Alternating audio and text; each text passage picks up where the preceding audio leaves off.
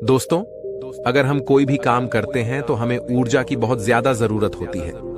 आप महसूस भी किए होंगे कि जब आप बीमार होते हैं तो आपकी ऊर्जा बहुत ही कम हो जाती है और आप चाह करके भी कोई काम नहीं कर पाते हैं। आप दिन रात बिस्तर पर ही लेटे रहते हैं और आपका बिस्तर पर से उठने का मन ही नहीं करता। और अगर आपकी ऊर्जा कम है तो आप पढ़ाई भी करेंगे तो आपको बहुत ही जल्दी नींद भी आ जाएगी। आपका पढ़ने लिखने का मन बिल्कुल भी नहीं करेगा और किसी भी कार्य में भी आपका मन नहीं लगेगा। आपको बहुत ही जल्दी थकावट लग जाएगी। इसलिए शरीर में ऊर्जा का होना बहुत ज्यादा जरूरी होता है। जिस इंसान के शरीर में जितनी अच्छी ऊर्जा होती है वह उतना ही चुस्त दुरुस्त और फुर्तीला होता है। उसका शरीर उतना ही अच्छे तरीके से काम करता है। लेकिन जिस भी व्यक्ति के अंदर ऊर्जा की कमी रहती है उसका मन बहुत ही निराश और हताश रहता है। वह चिंताओं में डूबा रहता है। उसका कोई भी काम करने का मन ही नहीं करता और उसे तमाम तरह की बीमारियां जकड़ लेती हैं। इसलिए शरीर में ऊर्जा का होना अति आवश्यक है। मित्रों, आज के इस वीडियो में हम ऊर्जा बढ़ाने के तरीकों के बारे में आपको बताऊंगा, जिसे जान और समझ लेने के बाद आप खुद अपने अंदर की ऊर्जा को बढ़ा सकेंगे और खुद आप तरोताजा महसूस करेंगे। आपके शरीर के अंदर फुर्ती आ जाएगी। तो मित्रों, इस वीडियो को छोड़ करके कहीं जाइएगा नहीं। मित्रों, प्राचीन समय में नर्मदा नदी के किनारे बसे एक आश्रम में रोज की तरह गुरु अपने शिष्यों को तरह तरह की विद्या सिखाया करते थे। कुंडलिनी योग से लेकर के ध्यान करने तक वह सारी विद्याओं अपने शिष्यों को सिखाया करते थे। उन्हीं शिष्यों में एक निर्मल नाम का एक शिष्य था जिसका व्यवहार अन्य शिष्यों से बिल्कुल अलग था। उसके शरीर में ऊर्जा रहती ही नहीं थी। वह हर समय थका थका सा रहता था। एक बार की बात है, गुरु रोज की तरह अपने शिष्यों को ज्ञान का उपदेश दे रहे थे। उपदेश के बीच में ही निर्मल को नींद आ गई और गुरु की नजर अचानक निर्मल पड़ गए। फिर गुरु को गुस्सा भी आया। गुरु डांट कर बोलते हैं कि निर्मल, तुमने रात को ठीक से सोया नहीं था क्या, जो तुम्हें अभी इसी वक्त नींद आ रही है। निर्मल घबरा गया और वह तुरंत नींद से जाग गया और फिर कहने लगा कि गुरुवर, माफ कीजिएगा, मैं रात को भी सोता हूं, फिर भी पता नहीं क्यों मुझे हर समय नींद आती रहती है। ऐसा लगता है कि शरीर में जान ही नहीं है।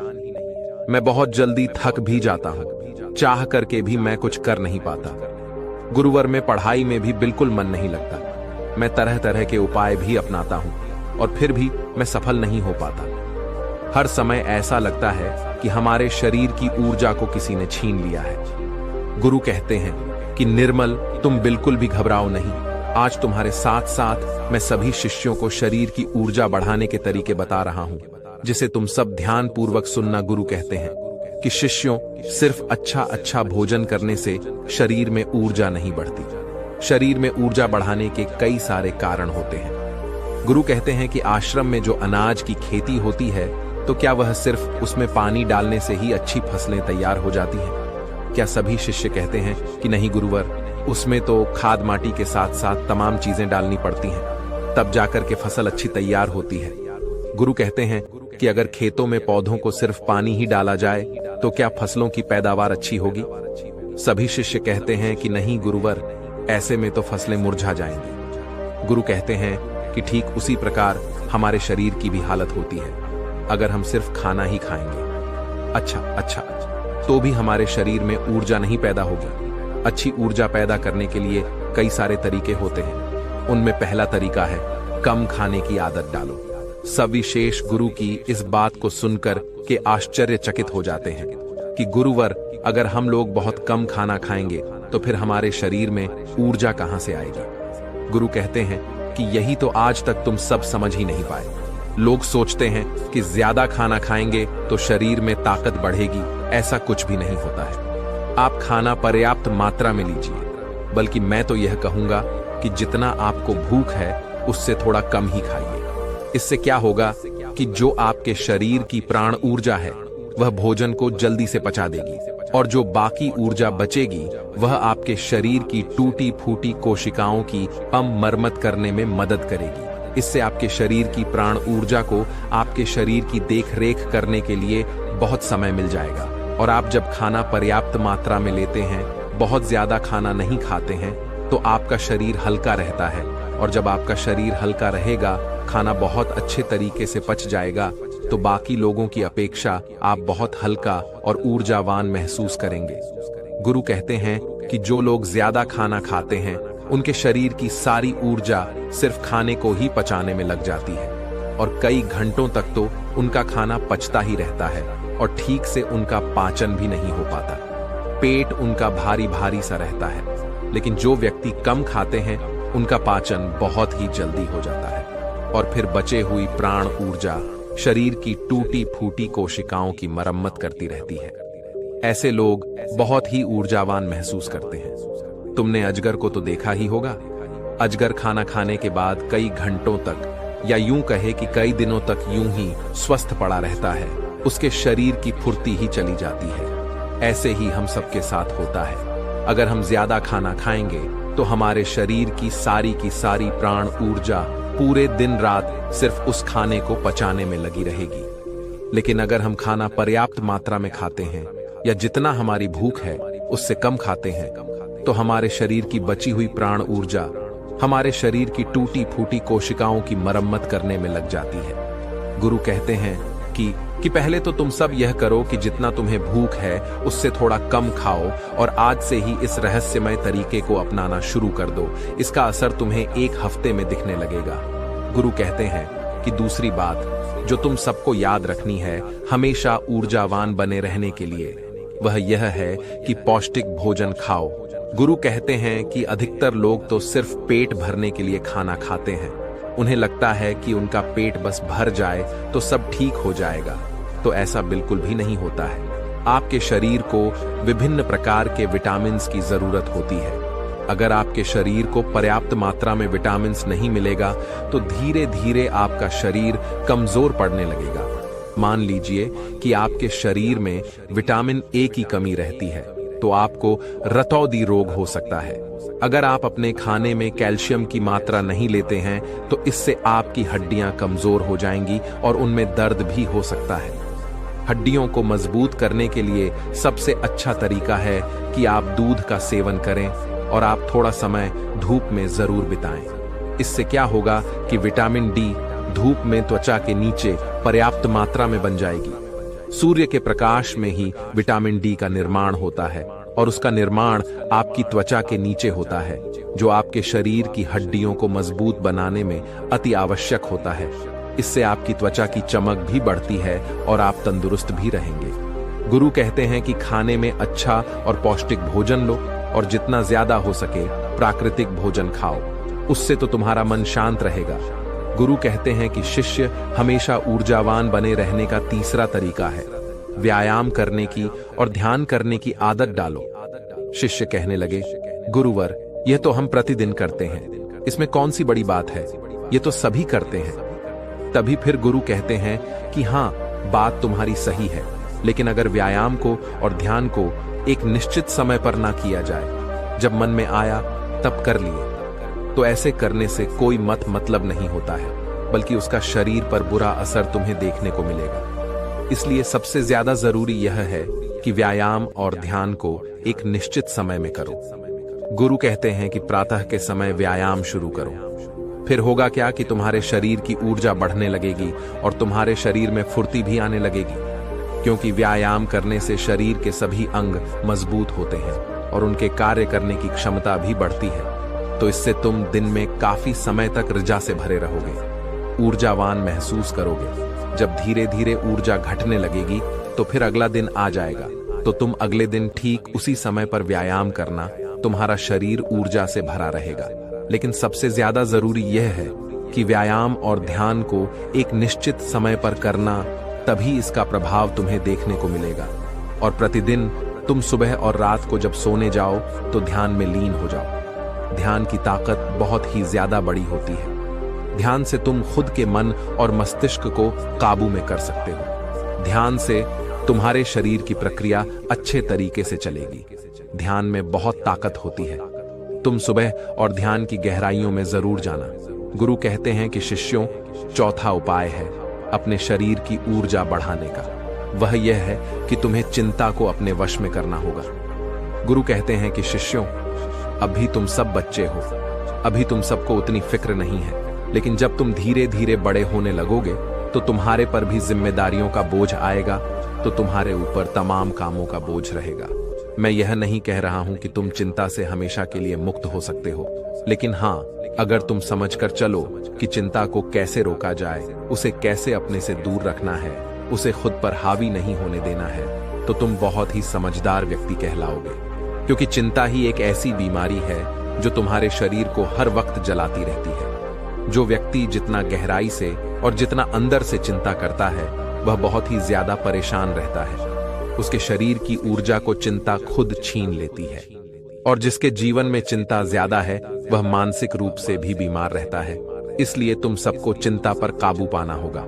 चिंता करने से ना तो हमारा भविष्य बदलता है और ना ही हमारा भूतकाल। चिंता सिर्फ और सिर्फ हमारे शरीर को हमसे छीन ले जाती है, हमारे सुख चयन को हमसे छीन ले जाती है। इसलिए जिस चीज को लेकर तुम्हें चिंता हो रही है, एक बार गौर से ध्यान में बैठ करके उसे देखने की कोशिश करो कि क्या वाकई में वह बात चिंता करने लायक है कि या नहीं।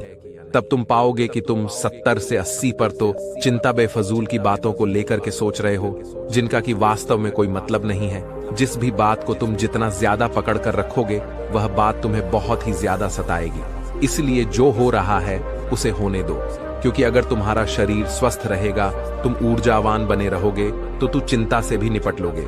इसीलिए शिष्यों, अगर तुम्हें ऊर्जावान बने रहना है तो चिंता को अपने काबू में करना होगा, और इसके लिए आप प्रतिदिन ध्यान और व्यायाम की क्रिया जरूर शुरू करो। गुरु कहते हैं कि हमेशा ऊर्जावान बने रहने का 5वां नियम है समय की गति के अनुसार चलो। शिष्य कहते हैं कि गुरुवर, यह बात कुछ ज्यादा समझ में नहीं आ रही है कि समय की गति के अनुसार क्या होता है। गुरु कहते हैं कि जब सुबह होती है तो चहचहाना लगती है, पौधों के फूल खिल जाते हैं, पत्तियां हरी भरी हो जाती हैं, वह भी सूर्य के प्रकाश में अपने भोजन का निर्माण करने लगती है, कलियां भी खिलने लगती हैं और चारों तरफ पेड़ पौधे ऊर्जा से भर जाते हैं। इसी प्रकार तुम्हारा शरीर भी होता है। अगर सूर्य निकलने से पहले तुम नहीं उठते हो बिस्तर से, तो तुम्हारे शरीर की ऊर्जा कम होने लगती है। प्रकृति के साथ खुद को तालमेल बनाकर चलो। जब सूर्य उगता है उससे पहले तुम सब अपने बिस्तर से उठ जाओ, और जब सूर्य अस्त होने लगता है तो उस समय भी तुम सब सोने चले जाओ। अगर तुम सब सही काम को सही समय पर करते हो तो तुम्हारा शरीर हमेशा ऊर्जावान बना रहेगा। जो व्यक्ति आलसी होता है, सूर्य निकलने के बाद उठता है और रात भर जागता रहता है, दिन में सोता रहता है, तो उसके शरीर की ऊर्जा छेड़ होने लगती है। क्योंकि अगर तुम प्रकृति के साथ खुद को तालमेल बैठाकर नहीं चलोगे तो तुम्हारे शरीर की ऊर्जा होने लगेगी। इसलिए अपने सभी कार्यों को समय के अनुसार करो। जब तुम समय के अनुसार कार्य को करोगे तो तुम्हारा शरीर भी स्वस्थ रहेगा और तुम्हें कार्य करने की चिंता भी नहीं रहेगी, क्योंकि तुमने अपने कार्य को सही समय पर कर लिया।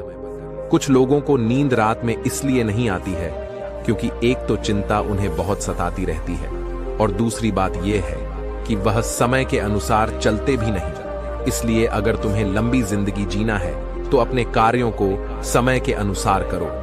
गुरु कहते हैं कि हमेशा ऊर्जावान बने रहने का 6वां नियम है खुद पर ध्यान दो। गुरु कहते हैं कि यह बहुत ही शक्तिशाली नियम है। खुद पर ध्यान देने का मतलब यह है कि तुम सब खुद से खुद को प्यार करो, खुद के लिए अच्छा सोचो। कई बार होता है कि कुछ लोग दूसरों की जिंदगी से बहुत ही ज्यादा निराश रहते हैं। अगर कोई दूसरा विकास कर रहा है तो उससे बहुत ही ज्यादा परेशान रहते हैं। उससे उनके अंदर जलन की भावना उत्पन्न होने लगती है, और जो व्यक्ति दूसरों के विकास से दुखी रहता है तो उसके अंदर जलन की भावना पैदा हो जाती है, तो धीरे धीरे उसका शरीर ऊर्जा से छींट होने लगता है। इसलिए दूसरों पर ध्यान देने की बजाय खुद पर ध्यान दो, खुद को बेहतर बनाने में लग जाओ। जब तुम पूरी ऊर्जा के साथ खुद को बेहतर बनाने में लगोगे तो तुम्हारे कार्य जरूर सफल होंगे। वह व्यक्ति अपने जीवन में कभी भी सफल नहीं हो पाता जो हर समय दूसरों के बारे में सोचता रहता है, दूसरों की बुराई के बारे में सोचता रहता है, दूसरे से जलन की भावना रखता है। उस व्यक्ति की ऊर्जा कभी भी अच्छी नहीं रहती। लेकिन वहीं पर जो व्यक्ति अपने बारे में अच्छा सोचता है और दूसरों के भी बारे में अच्छा सोचता है तो उसकी ऊर्जा हमेशा बनी रहती है। इसीलिए अपनी ऊर्जा को अगर बढ़ाना है तो खुद के बारे में अच्छा सोचो और खुद से बहुत प्यार करो। जब कोई इंसान किसी दूसरे व्यक्ति से जलता रहता है तो उसके हार्मोन्स नकारात्मक होने लगते हैं और अच्छे हार्मोन्स कभी भी उसके शरीर से स्रावित ही नहीं हो पाते, जिससे उसकी ऊर्जा कम होने लगती है। लेकिन वहीं पर जो व्यक्ति अच्छा सोचता है, पॉजिटिव रहता है, तो उसके शरीर के सभी हार्मोन सकारात्मक तरीके से निकलते रहते हैं, जिससे उसके शरीर में ऊर्जा बनी रहती है। गुरु कहते हैं कि हमेशा ऊर्जावान बने रहने का 7वां नियम है सकारात्मक रहे। कैसी भी सिचुएशन तुम्हारी जिंदगी में आ जाए, तुम्हें हमेशा सकारात्मक बने रहना होगा। जो व्यक्ति जितना ज्यादा सकारात्मक होता है, उसकी सोच उतनी ही ज्यादा सकारात्मक होती है। वह उतना ही अच्छे तरीके से परेशानियों से निपट सकता है। लेकिन जिसके दिमाग में हमेशा नकारात्मक बातें ही भरी रहती हैं, वह नकारात्मक बातें ही सोचता रहता है, तो उसकी ऊर्जा लगातार नीचे की तरफ बहती रहती है, जिससे उसके शरीर की ऊर्जा धीरे धीरे क्षीण होने लगती है। लेकिन जिस भी व्यक्ति के अंदर सकारात्मक भावनाएं पैदा होती हैं, सकारात्मक बातें वह सोचता है, तो उसके अंदर की ऊर्जा ऊपर की तरफ बहती है। और जब ऊर्जा ऊपर की तरफ बहती है तो वह किसी भी कार्य पर, किसी भी तत्व पर बहुत ही अच्छे तरीके से सोच पाता है। और जब वह किसी कार्य को करता है तो उसमें वह सफल जरूर होता है। इसीलिए शिष्यों, हमेशा सकारात्मक बने रहना बहुत ज्यादा जरूरी होता है। जरूरी नहीं कि हर पल आप सकारात्मक ही रहें, लेकिन अगर आपकी सोच सकारात्मक है तो आप तमाम तरह की मुश्किलों से पार पा सकते हैं, मुश्किलों को अपनी जिंदगी से हरा सकते हैं। इसीलिए सकारात्मक सोच के साथ आगे बढ़ने का प्रयास जरूर करो।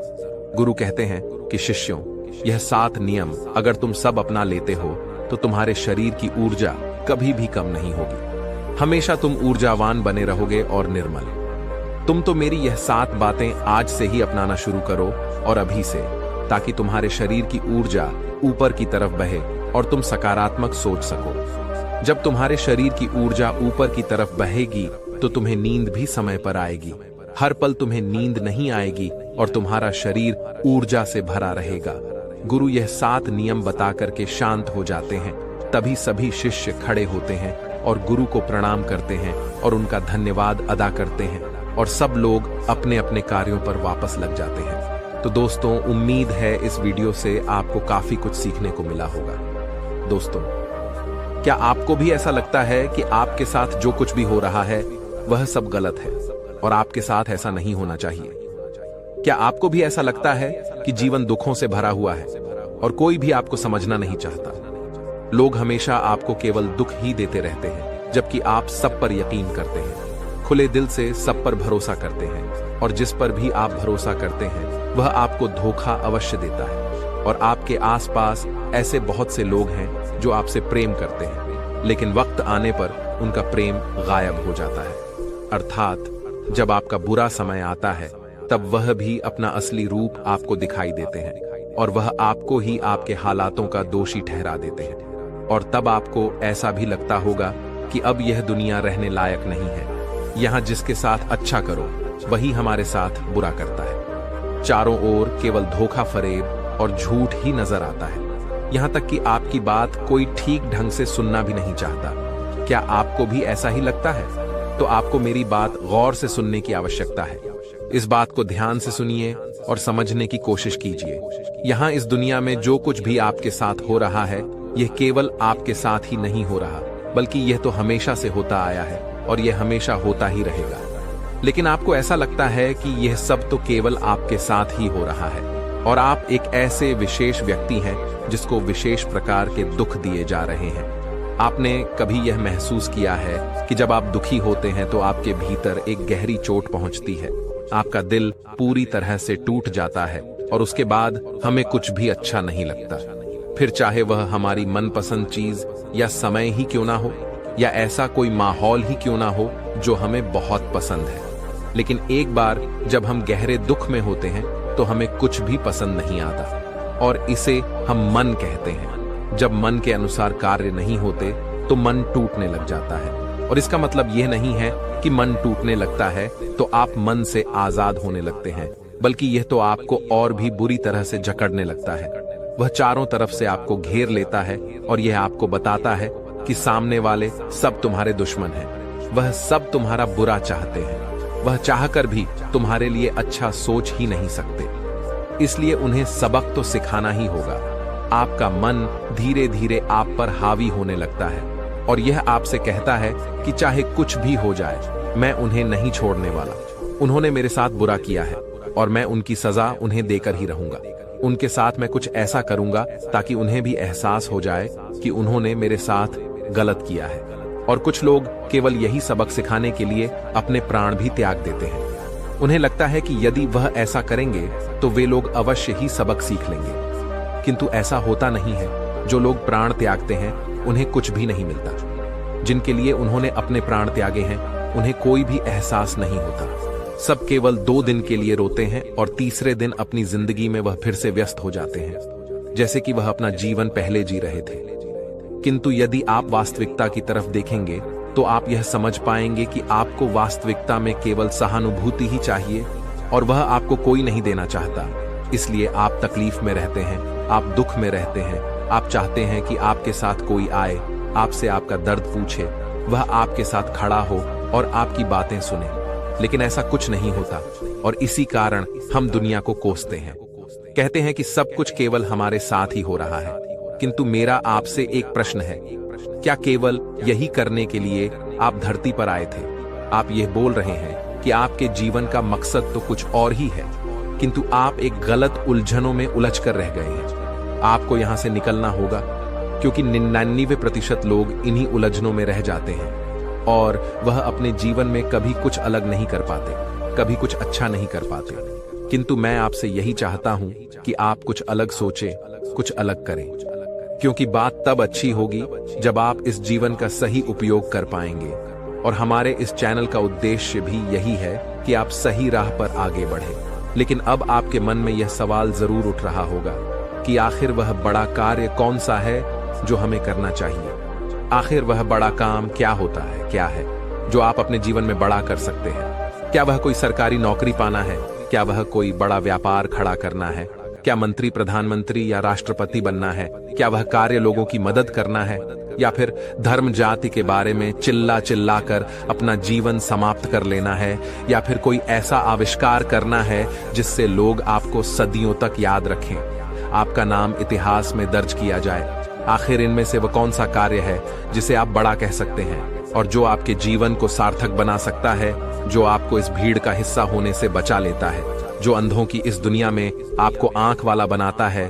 तो इसका बड़ा ही सीधा और सरल जवाब है, वह जो आप करना चाहते हैं, जो आपकी नजरों में सर्वोत्तम है, अर्थात जो आप बनना चाहते हैं, जो आप करना चाहते हैं, वह आप बन सकते हैं। और जो कुछ भी आप चाहे वह सब कर सकते हैं। आपको कोई रोकने वाला नहीं, और यदि कोई आपको रोक सकता है तो वह आप केवल खुद ही है जो अपने आप को कुछ भी होने से रोक लेते हैं, क्योंकि आप ही अपने आप से कहते हैं कि नहीं, मैं यह नहीं कर सकता, मेरे पास इतने साधन नहीं है, उसके पास तो बहुत कुछ है मेरे लिए, तो ये बहुत कठिन है, मैं ये सब नहीं कर पाऊंगा। ऐसा तो कोई लाखों वर्ष में एक ही इंसान होता है जो कुछ बड़ा कर पाता है।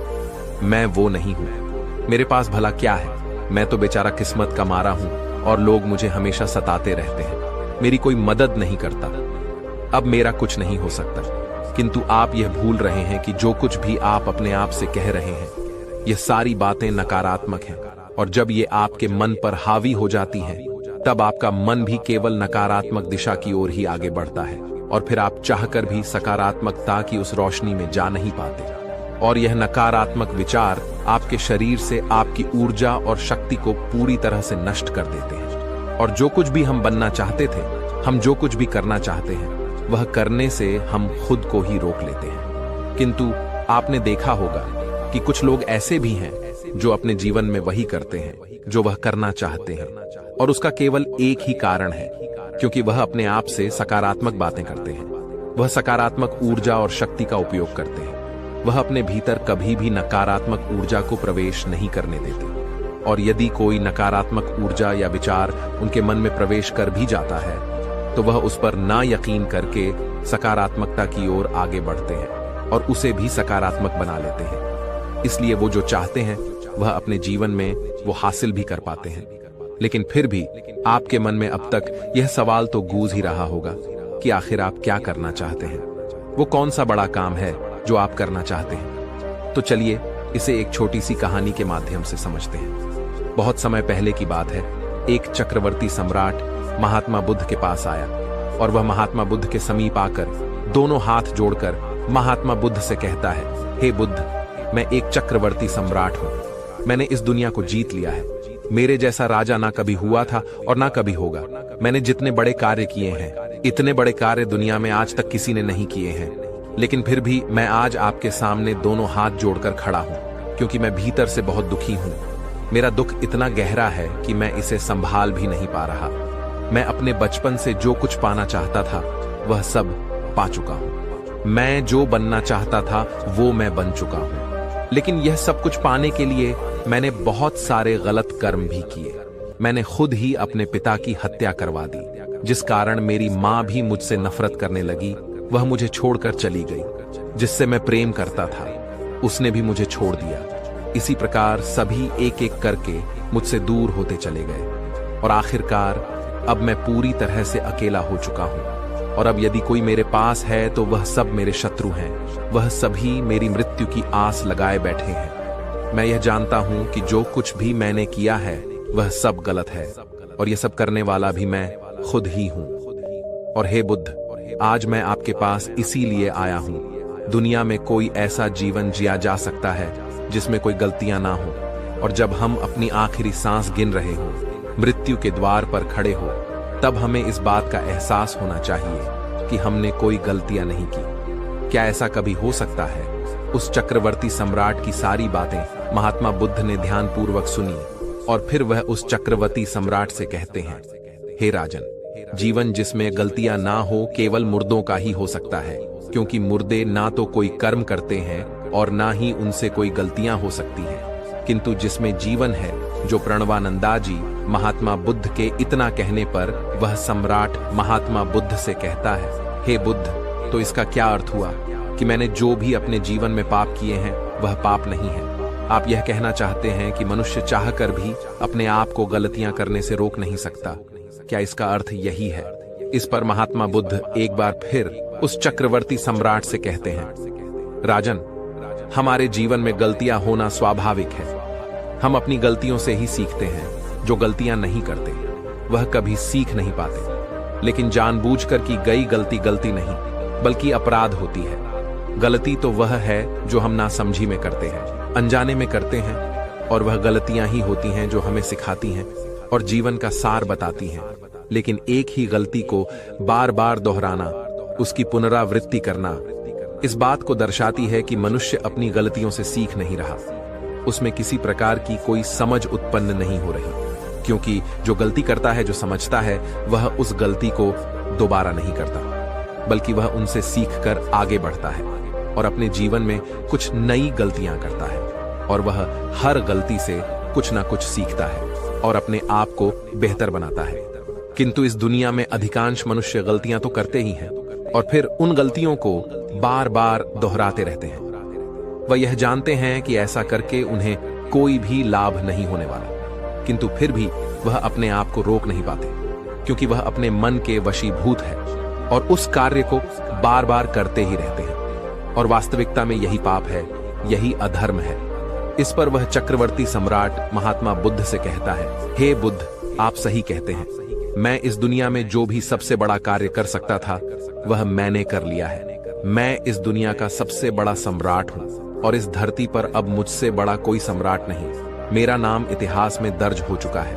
क्या इससे भी बड़ा कोई कार्य किया जा सकता है जिसे पूरा करके मैं अपने जीवन को धन्य बना सकूं? इस पर महात्मा बुद्ध मुस्कुराए और उस चक्रवर्ती सम्राट से कहते हैं, राजन, तुमने बड़ा से बड़ा कार्य कर लिया है, किंतु क्या मेरा एक छोटा सा कार्य कर सकते हो? इस पर वह सम्राट महात्मा बुद्ध से कहता है, बताइए बुद्ध, कौन सा कार्य है?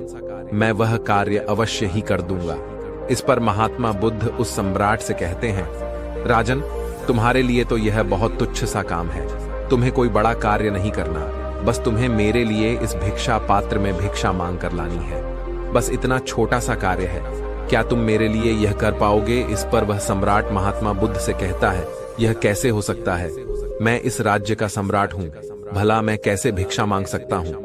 यदि आपको भिक्षा चाहिए तो मैं आपको भिक्षा दे देता हूँ। आप जो कहेंगे मैं वह आपको लाकर दे सकता हूँ। चाहे तो आप मेरा पूरा साम्राज्य ले लीजिए, मैं अभी अपने राज्य का त्याग कर सकता हूँ और आपको दे सकता हूँ। इस पर महात्मा बुद्ध मुस्कुराने लगे और उस चक्रवर्ती सम्राट से कहते हैं, राजन, जब तुम एक तुच्छ सा कार्य नहीं कर पाए तो तुम बड़े कार्य क्या कर पाओगे? तुमने तो केवल वही किया है जो तुम कर सकते थे। तुम एक राजा के पुत्र थे और तुमने एक सम्राट बनकर भला कौन सा बड़ा कार्य कर लिया? महात्मा बुद्ध की यह बातें सम्राट के दिल को चोट पहुंचा रही थी। इससे क्रोधित होकर वह सम्राट महात्मा बुद्ध से कहता है, ठीक है बुद्ध, आप जो चाहते हैं वह करने के लिए मैं तैयार हूं। मैं अभी जाकर भिक्षा मांगकर लाता हूं। इस पर महात्मा बुद्ध उस सम्राट से कहते हैं, किंतु हे राजन, मेरी एक शर्त है। तुम भिक्षा मांगने एक राजा के भेष में नहीं बल्कि एक साधारण मनुष्य के भेष में जाओ। वह राजा महात्मा बुद्ध की बात मान लेता है और वह साधारण मनुष्य के रूप में गांव में भिक्षा मांगने के लिए पहुंच जाता है। वह गांव का हर एक दरवाजा खटखटा आता है, हर एक घर से भिक्षा मांगने की कोशिश करता है, लेकिन सुबह से लेकर शाम तक कोई भी उसे भिक्षा नहीं देता, बल्कि हर कोई उससे यही कहता था, अरे तू तो बड़ा अहंकारी है, तू भिक्षा तो ऐसे मांग रहा है जैसे तू कोई भिखारी नहीं बल्कि कोई राजा हो और हम तेरे गुलाम हो। घूमते घूमते सुबह से शाम हो गई, लेकिन राजा को भिक्षा नहीं मिली। आखिरकार थक हार कर महात्मा बुद्ध के पास वापस लौटा और उसने महात्मा बुद्ध को सारी बात बता दी। इस पर महात्मा बुद्ध राजा से कहते हैं, राजन, अब तुम मेरे साथ चलो। इतना कहकर महात्मा बुद्ध हाथों में भिक्षा पात्र लिए उस राजा को अपने साथ लेकर फिर से गांव की ओर बढ़ते हैं। वह गांव के पहले ही द्वार पर भिक्षा मांगते हैं। उस घर से एक व्यक्ति बाहर आता है जो महात्मा बुद्ध को प्रणाम करता है और उनके भिक्षा पात्र में भिक्षा डालता है।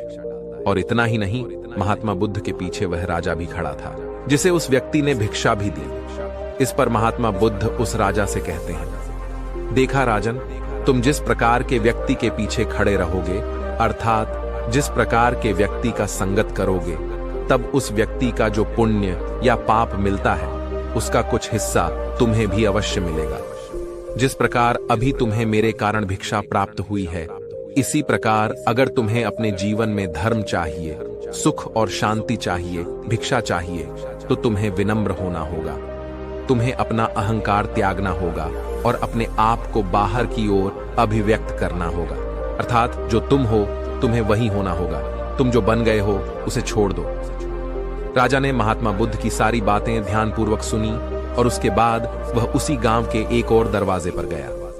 उसने दरवाजा खटखटाया और घर से एक बूढ़ी औरत बाहर आई। हालांकि राजा ने पहले भी उस द्वार पर भिक्षा मांगी थी, लेकिन तब उसे भिक्षा नहीं मिली। लेकिन जैसे ही वह बूढ़ी औरत उस घर से बाहर आई, इस पर वह राजा उस बूढ़ी औरत से कहता है, हे माई, मुझे अपने गुरु के लिए कुछ भिक्षा चाहिए, क्या आप मुझे कुछ भिक्षा दे सकती हैं? इतना कहकर वह राजा घुटनों के बल बैठ गया। उस बूढ़ी औरत ने बिना कुछ कहे भीतर जाकर कुछ भोजन लाया और राजा के भिक्षा पात्र में रख दिया। उस भिक्षा को देखकर मन ही मन बहुत प्रसन्न हुआ। वह तुरंत खड़ा हुआ। उसने उस बूढ़ी औरत का माथा चूमा और उनका धन्यवाद किया और वह थोड़ी सी भिक्षा लेकर महात्मा बुद्ध के समीप पहुंचा।